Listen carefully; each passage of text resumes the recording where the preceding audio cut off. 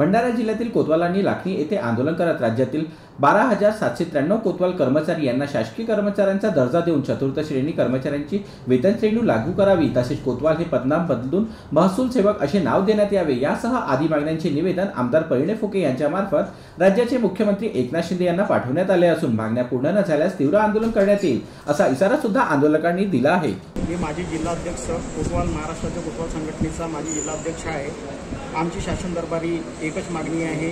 आम्ही महाराष्ट्रातील इंग्रजकालीन महत्त्वाचा पद असलेला आमचा कोतवाल हा पद असून आम्ही शासनाचे विविध प्रकारचे कामे करत असतो। त्याच्यामध्ये शिपायाची असो की वरिष्ठ अधिकाऱ्याने सांगितलेली कोणतीही कामे करतो। शासन दरबारी आमची एकच मागणी आहे की आम्हाला तात्काळ चतुर्थ श्रेणी द्यावी, हीच आमच्या सर्व कोतवाल बंधूंची मागणी आहे। मागणी न मान्य झाल्यास आमची भूमिका राहील की शासनाच्या दरबारी जाऊन त्यांना मागणी करावी व आंदोलनाच्या माध्यमातून आपली मागणी मान्य करून घ्यावी।